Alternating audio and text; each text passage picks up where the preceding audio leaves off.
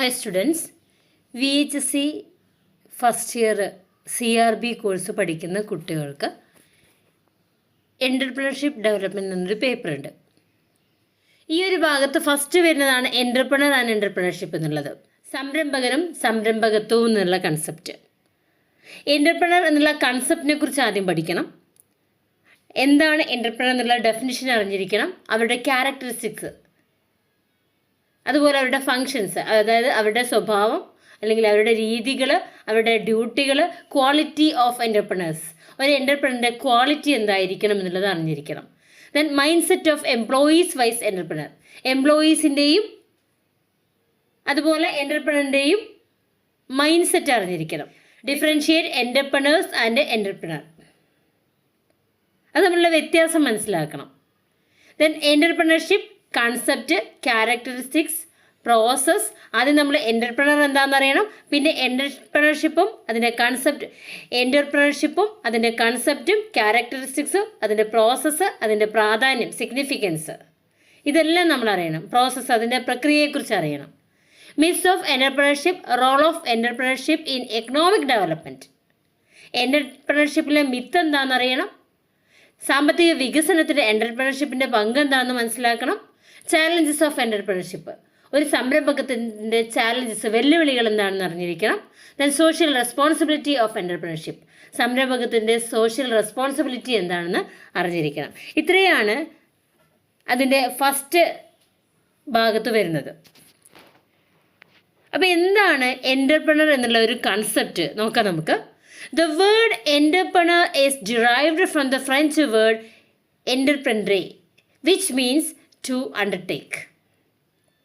അതായത് ഒരു സംഭവത്തെ ഏറ്റെടുക്കുക എന്നർത്ഥം വരുന്ന ഒരു ഫ്രഞ്ച് പദമാണ് ഇത് എൻ്റർപ്രണർ എന്നുള്ള പദം. ഇതിൽ നിന്നാണ് എൻ്റർപ്രണർ എന്നുള്ള ആ ഒരു വേർഡ് ഡിറൈവ് ചെയ്തിരിക്കുന്നത്, ഉത്ഭവിച്ചിരിക്കുന്നത്. Entrepreneur is basically a businessman, but he brings some innovations into his business. അദ്ദേഹം ശരിക്കും ഒരു ബിസിനസ്മാൻ തന്നെയാണ്, പക്ഷേ അദ്ദേഹത്തിൻ്റെ വ്യാപാരത്തിൽ പുതിയ പുതിയ ഇന്നൊവേഷൻസ്, പുതുമകൾ കൊണ്ടുവരാൻ വേണ്ടിയിട്ട് പുതിയ ഇന്നൊവേഷൻസ് നടത്തുന്ന ആളാണ്. An entrepreneur is someone who pursues an idea, organizes resources and exploiting an opportunity. അദ്ദേഹം ഒരു ആശയം പെർസീവ് ചെയ്യും, അത് മനസ്സിലാക്കും, അതിനെ ഗ്രഹിക്കും. എന്നിട്ടോ വിഭവങ്ങളെ ഏകോപിപ്പിച്ച് അദ്ദേഹത്തിന് കിട്ടാവുന്ന റിസോഴ്സസിനെ, വിഭവങ്ങളെ സംയോജിപ്പിച്ചുകൊണ്ട്, ഏകോപിപ്പിച്ചുകൊണ്ട് ഒരു നല്ല ബിസിനസ് സ്ഥാപിച്ചുകൊണ്ട് ആ ഒരു അവസരത്തെ പ്രയോജനപ്പെടുത്തുന്ന വ്യക്തിയാണ് ആര്? എൻ്റർപ്രണർ എന്ന് പറഞ്ഞാൽ. Here are some notable entrepreneurs from Kerala. നമുക്കറിയാം MA Yusuf Ali, founder and managing director of Lulu group international, which operates the Lulu hypermarket chain and is one of the largest retail chains in Middle East. അതായത് പൗരസ്ത്യ ലോകത്തെ തന്നെ largest retail ചെയിൻസിൽ ഒന്നാണ് ഇത് Lulu market. അദ്ദേഹം ഒരു അറിയപ്പെടുന്ന ഒരു എൻ്റർപ്രണറാണ്. Kochouseph Chittilappilly, founder of V Guard industries, a leading electrical appliances manufacturer and Wonderla, a chain of amusement parks. അദ്ദേഹത്തിൻ്റെ എൻ്റർപ്രണർഷിപ്പിലുള്ള അദ്ദേഹത്തിൻ്റെ ഒരു സംരംഭമാണ്. Here are some notable entrepreneurs from various industries. Elon Musk, CEO of Space and Tesla and founder of companies like Neuralink and Boring Company. അദ്ദേഹം notable ആയിട്ടുള്ള മറ്റ് എൻ്റർപ്രണേഴ്സിൽപ്പെട്ട ആളാണ്. Mark Zuckerberg, co founder of Facebook, now Meta, a major social media platform. Mark Zuckerberg. അപ്പോൾ ഇവരൊക്കെ നല്ല efficient ആയിട്ടുള്ള സംരംഭകരാണ്. ഇനി എന്താണ് എൻ്റർപ്രണർ എന്നുള്ളതിൻ്റെ ഡെഫിനിഷൻ നോക്കാം നമുക്ക്.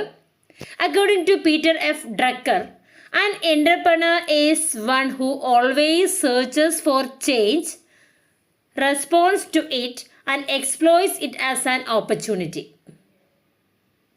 എൻ്റർപ്രണർ എന്നത് മാറ്റത്തിനായിട്ട് നിരന്തരം ആഗ്രഹിക്കുന്ന, നിരന്തരം തിരഞ്ഞുകൊണ്ടിരിക്കുന്ന, അതിന് പ്രതികരിക്കുന്ന, അതിനെ ഒരു അവസരമായിട്ട് ഉപയോഗിക്കുന്നവനാണ് ആര്?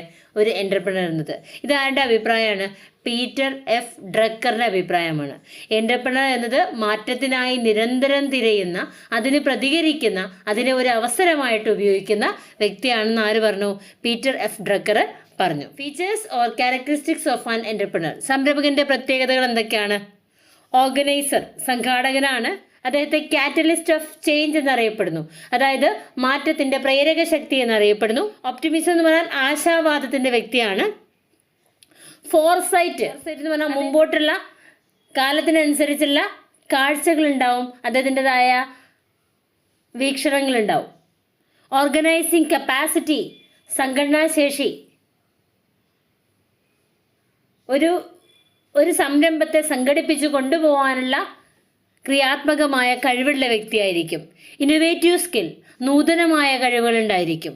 അതായത് കാലത്തിനനുസരിച്ച് എന്തൊക്കെ ടെക്നിക്കൽ അറിവുകളാണോ നേടേണ്ടത്, ഏത് രീതിയിൽ പോയാലാണ് ആ സംരംഭത്തെ ഏറ്റവും ടോപ്പ് ലെവൽ എത്തിക്കാൻ പറ്റുക, ആ രീതിയിലുള്ള ചിന്താശേഷിയുള്ള വ്യക്തിയായിരിക്കും ഒരു സംരംഭകൻ എന്ന് പറഞ്ഞാൽ. മാത്രമല്ല സെൽഫ് കോൺഫിഡൻസ്, ആത്മവിശ്വാസം ഉണ്ടായിരിക്കും. റിസ്ക് ടേക്കർ, റിസ്ക് എടുക്കാൻ തയ്യാറാവുന്ന വ്യക്തിയായിരിക്കും. ക്രിയേറ്റീവ്, സർഗാത്മക വ്യക്തിയായിരിക്കും. ക്രിയേറ്റീവ് ഐഡിയാസ് ഉണ്ടാവും. Thinker, planner and doer. അദ്ദേഹം സ്വന്തമായിട്ട് ചിന്തിച്ച് പ്ലാൻ ചെയ്ത് ഓരോ കാര്യം കൃത്യമായിട്ട് പ്രവൃത്തിപഥത്തിലേക്ക് കൊണ്ടുവരാൻ നല്ല എഫിഷ്യൻ്റ് ആയിട്ടുള്ള ആളായിരിക്കാം. ലുക്സ് ഫോർ ഓപ്പർച്യൂണിറ്റീസ്, അദ്ദേഹം അവസരങ്ങൾ തേടിക്കൊണ്ടേയിരിക്കും. Then entrepreneur is a boss, അദ്ദേഹം ഒരു നേതാവാണ്. അദ്ദേഹം ലീഡർഷിപ്പിനാണ് ഏറ്റവും കൂടുതൽ പ്രാധാന്യം കൊടുക്കുന്നത്. അദ്ദേഹത്തിൻ്റെതായ ഉൾക്കാഴ്ചകൾ ഉണ്ടാകും. ഇത്രയാണ് അദ്ദേഹത്തിൻ്റെ ക്യാരക്ടറിസ്റ്റിക്സ് എന്ന് പറഞ്ഞാൽ.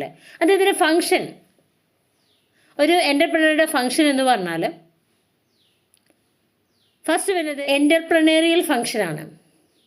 Innovation, risk taking, organisation, building, ഇതൊക്കെ അദ്ദേഹത്തിൻ്റെ ആ ഒരു സംരംഭവുമായിട്ട് ബന്ധപ്പെട്ട ഫങ്ഷൻ. ദെൻ പ്രൊമോഷണൽ ഫങ്ഷൻ, അദ്ദേഹം ഒരു സംരംഭം തുടങ്ങിക്കഴിഞ്ഞാൽ ഇൻവെസ്റ്റിഗേഷൻ ഓഫ് ആൻ ഐഡിയ, അതിൽ എന്തൊക്കെ ഐഡിയാസ് കൊണ്ടുവരണം എന്നുള്ളതിനെ കുറിച്ചുള്ള ഒരു ഇൻവെസ്റ്റിഗേഷൻ നടത്തും. ഡീറ്റെയിൽഡ് ഇൻവെസ്റ്റിഗേഷൻ, അദ്ദേഹം അഗാധമായിട്ട് അതിനെക്കുറിച്ച് പഠനം നടത്തിയിട്ട് അസംബ്ലിങ് ദ റിക്വയർമെൻറ്റ്സ്, അതിനനുസരിച്ചുള്ള റിക്വയർമെൻറ്റ്സ് അദ്ദേഹം കൊണ്ടുവരും. Then managerial functions, planning, organising, staffing, directing, leadership, communication, motivation, coordination and controlling. അതായത് പ്ലാനിങ്, ഏതൊരു സംഭവത്തിനും ആദ്യമായിട്ടൊരു ആസൂത്രണം വേണം. ദെൻ ഓർഗനൈസിങ്, അതിനനുസരിച്ച് ഓർഗനൈസ് ചെയ്യുന്നു. സ്റ്റാഫിംഗ്, അതിനനുസരിച്ചുള്ള ആളുകളെ വെച്ചിട്ട് അതിനെ സംഘടിപ്പിക്കുന്നു. ദെൻ ഡയറക്റ്റിംഗ്, അതിനെ ലീഡ് ചെയ്യുന്നു, ഡയറക്റ്റ് ചെയ്യുന്നു. ദെൻ കമ്മ്യൂണിക്കേഷൻ, നല്ല ആവശ്യമായ രീതിയിലുള്ള കമ്മ്യൂണിക്കേഷൻ എല്ലാ സംവിധാനങ്ങളും ഒരുക്കുന്നു. ദെൻ മോട്ടിവേഷൻ, അതിനെ എല്ലാ കാലത്തും ഒരുപോലെ നിലനിർത്തി പോകുന്ന രീതിയിലുള്ള മോട്ടിവേഷൻ നൽകിക്കൊണ്ടിരിക്കുന്നു. കോർഡിനേഷൻ, അതിന് നല്ല രീതിയിൽ കോർഡിനേറ്റ് ചെയ്യുന്നു. ദെൻ കൺട്രോളിങ്, അദ്ദേഹത്തിൻ്റെ കൺട്രോളിലായിരിക്കും ഈ ഒരു സംരംഭം ഉണ്ടായിരിക്കുക. ദെൻ കൊമേഴ്ഷ്യൽ ഫങ്ഷൻസിൽ വരുന്നത് production, marketing, personal, accounting and finance. അപ്പോൾ എൻ്റർപ്രണറിയൽ ഫങ്ഷൻ എന്ന് പറഞ്ഞാൽ ഇന്നൊവേഷൻ, നവീകരണം എന്ന് പറഞ്ഞാൽ പുതിയ കാര്യങ്ങൾ ചെയ്യുക, അല്ലെങ്കിൽ നിലവിലുള്ള കാര്യങ്ങൾ പുതിയ രീതിയിൽ ചെയ്യുക. അതാണ് doing new things or doing existing things in A new way, that is innovation. പുതിയ കാര്യങ്ങൾ ചെയ്യുക, അല്ലെങ്കിൽ നിലവിലുള്ള കാര്യങ്ങൾ പുതിയ രീതിയിൽ ചെയ്യുക, അതാണ് പ്രധാനപ്പെട്ട ഫസ്റ്റ് ഫങ്ഷൻ എന്ന് പറഞ്ഞാൽ. ദെൻ റിസ്ക് ടേക്കിംഗ് നമുക്കറിയാം, അതായത് it refers to taking responsibility for a loss that may occur due to unforeseen contingencies in the future. ഭാവിയിൽ എന്തെങ്കിലും അപ്രതീക്ഷിതമായിട്ടുള്ള സംഭവ വികാസങ്ങൾ കാരണം സംഭവിക്കാവുന്ന നഷ്ടത്തിൻ്റെ ഉത്തരവാദിത്തം അദ്ദേഹം ഏറ്റെടുക്കും. എന്ത് വന്നാലും ഈ കമ്പനിയെ ഉയർത്തിക്കൊണ്ടുവരാൻ ഞാൻ സന്നദ്ധനാണ് എന്നുള്ള രീതിയിലുള്ള ഒരു മെൻറ്റാലിറ്റി അദ്ദേഹത്തിന് ഉണ്ടായിരിക്കും. ദെൻ ഓർഗനൈസേഷൻ ബിൽഡിംഗ് എന്ന് പറയുമ്പോൾ it refers to bringing together the various factors of production, that is land, labour, capital, organisation. അതായത് പ്രൊഡക്ഷൻ്റെ വിവിധ മേഖലകളിൽ സംഘടിപ്പിക്കാനുള്ള ഒരു ഓർഗനൈസേഷൻ ബിൽഡിംഗ്, അതിനുള്ള ഒരു സംഘടനാ പാഠവും അദ്ദേഹത്തിന് ഉണ്ടായിരിക്കും. ദെൻ പ്രൊമോഷണൽ ഫങ്ഷൻസ് എന്ന് പറയുമ്പോൾ അതിൽ discovery of an idea, investigation of an idea, അതായത് ഒരു ആശയം കണ്ടെത്താം. An entrepreneur closely observe the market and customers, then find new opportunities for a particular types of business and look whether it can be profitably run or not. സംരംഭകന് വിപണിയെയും ഉപഭോക്താക്കളെയും സൂക്ഷ്മമായിട്ട് നിരീക്ഷിച്ചുകൊണ്ട് ഒരു പ്രത്യേക തരം business, പുതിയ അവസരങ്ങൾ ഇവയൊക്കെ കണ്ടെത്തി അതിനെ ലാഭകരമായിട്ട് നടത്താനാകുമോ ഇല്ലയോ എന്ന് നോക്കുകയും ചെയ്യും. അതാണ് ഡിസ്കവറി ഓഫ് ആൻ ഐഡിയ അല്ലെങ്കിൽ ഇൻവെസ്റ്റിഗേഷൻ ഓഫ് ആൻ ഐഡിയ എന്ന് പറഞ്ഞാൽ. ദെൻ ഡീറ്റെയിൽഡ് ഇൻവെസ്റ്റിഗേഷൻ എന്ന് പറഞ്ഞാൽ after determining prospective demand for goods, entrepreneur will think of arranging finances along with the availability of power, labor, raw materials and machinery.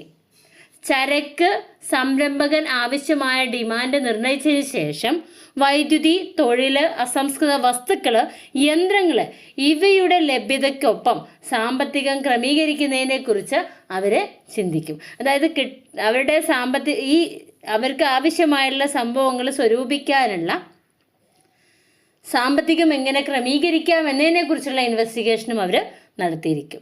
Then assembling the requirements, ആവശ്യകതകൾ അവർ കൂട്ടിച്ചേർക്കും. After making sure that the proposition is practical and profitable, the entrepreneur proceeds to assemble the requirements. നിർദ്ദേശം പ്രായോഗികവും ലാഭകരവുമാണെന്ന് ഉറപ്പുവരുത്തിയ ശേഷം സംരംഭകന് ആവശ്യകതകൾ കൂട്ടിച്ചേർക്കാൻ മുന്നോട്ട് പോകും. ഇനി മാനേജറിയൽ ഫങ്ഷൻസ് എന്ന് പറഞ്ഞാൽ അതിൽ ഫസ്റ്റ് വരുന്നത് പ്ലാനിങ് ആണ്, ആസൂത്രണം. It is decision making in advance, what to do, when to do, how to do and who will to do a particular task. എന്ത് ചെയ്യണം, എപ്പോൾ ചെയ്യണം, എങ്ങനെ ചെയ്യണം, ആരാണ് ആ ഒരു ദൗത്യം ചെയ്യുക എന്നുള്ളതെല്ലാം മുൻകൂട്ടി തീരുമാനിക്കുന്നതിനാണ് നമ്മൾ എന്ത് പറയുക, പ്ലാനിങ് എന്ന് പറയുക. ദെൻ ഓർഗനൈസിങ് എന്ന് പറയുമ്പോൾ സംഘടിപ്പിക്കുകയാണ്. It's a process of establishing authority, responsibility, relationship among individuals in the organization. Organisation എന്നത് സ്ഥാപനത്തിലെ വ്യക്തികൾക്കിടയിൽ അധികാരവും ഉത്തരവാദിത്ത ബന്ധവും സ്ഥാപിക്കുന്നതിനുള്ള പ്രക്രിയയാണ് നമ്മൾ എന്ത് പറയുക, ഓർഗനൈസ് ചെയ്യുക എന്ന് പറയാം. ഇനി സ്റ്റേറ്റിംഗ് എന്ന് പറഞ്ഞാൽ പ്രസ്താവിക്കാം. It is concern with the human resources to an enterprise. ഇത് ഒരു എൻ്റർപ്രൈസിൻ്റെ മാനവ വിഭവശേഷിയുമായിട്ട് ബന്ധപ്പെട്ടതാണ് ഇത് സ്റ്റേറ്റിംഗ് എന്ന് പറഞ്ഞാൽ. ദെൻ ഡയറക്റ്റ് എന്ന് പറഞ്ഞാൽ സംവിധാനം ചെയ്യുക. It ensures effective performance by subordinates towards the accomplishment of group activities. കീഴുദ്യോഗസ്ഥന്മാരുടെ ഫലപ്രദമായ പ്രവർത്തനം ഉറപ്പാക്കാൻ വേണ്ടിയിട്ട് ഗ്രൂപ്പ് ആക്ടിവിറ്റീസുകൾ പൂർത്തീകരിക്കുന്നുണ്ട്. Then leadership is the ability of an individual or a group of people to influence and guide followers or members of an organization. ഒരു സംഘടനയുടെ അനുയായികളെയോ അംഗങ്ങളെയോ സ്വാധീനിക്കാനും നയിക്കാനുമുള്ള ഒരു വ്യക്തിയുടെയോ ഒരു കൂട്ടം ആളുകളുടെയോ കഴിവിനെയാണ് നമ്മൾ എന്ത് പറയുക, ലീഡർഷിപ്പ് എന്ന് പറയുക. ദെൻ കമ്മ്യൂണിക്കേഷൻ, ആശയവിനിമയം. Communication is the process of exchanging ideas, thoughts, feelings, emotions between two or more persons through speech, writing or gestures. ആശയവിനിമയം എന്നത് സംഭാഷണം, എഴുത്തുകൾ അല്ലെങ്കിൽ ആംഗ്യങ്ങൾ എന്നിവയിലൂടെ ആശയങ്ങൾ, ചിന്തകൾ, വികാരങ്ങൾ വ്യക്തികൾക്കിടയിലേക്ക് കൈമാറാനുള്ള പ്രക്രിയയാണ് നമ്മൾ കമ്മ്യൂണിക്കേഷൻ എന്ന് പറയുക. Then motivation is the process of stimulating employees of the organisation to complete the work. അവർക്ക് ഏറ്റെടുത്തിരിക്കുന്ന വർക്ക് പൂർത്തിയാക്കാൻ അവർക്ക് നിരന്തരം അവരെ ഉത്തേജിപ്പിക്കുന്ന പ്രക്രിയയാണ് നമ്മൾ മോട്ടിവേഷൻ എന്ന് പറയാം. Then coordination, it channelise the activities of various individuals in the organisation of the achievement of common goals. അതായത് സംഘടനയിലെ വിവിധ വ്യക്തികളുടെ പ്രവർത്തനങ്ങളെ ചാനലൈസ് ചെയ്യുന്ന പൊതുവായ ലക്ഷ്യങ്ങളുടെ നേട്ടത്തിന് വേണ്ടി ചാനലൈസ് ചെയ്യുന്ന ഒരു പ്രക്രിയയാണ് കോർഡിനേഷൻ എന്ന് പറയാം. ദെൻ സൂപ്പർവിഷൻ, മേൽനോട്ടം. Supervision refers to the job of overseeing subordinates at work to ensure the maximum utilization to resources. മേൽനോട്ടം എന്ന് പറഞ്ഞാൽ ജോലിയിൽ കീഴുദ്യോഗസ്ഥരെ മേൽനോട്ടം വഹിക്കുന്ന ജോലിയാണ് പറയുന്നത്. വിഭവങ്ങളുടെ പരമാവധി ഉപയോഗം ഉറപ്പാക്കിക്കൊണ്ടായിരിക്കണം ഈ മേൽനോട്ടം വഹിക്കുന്ന ആ ഒരു കർത്തവ്യം നിർവഹിക്കേണ്ടത്. ഇനി control is the process of corrective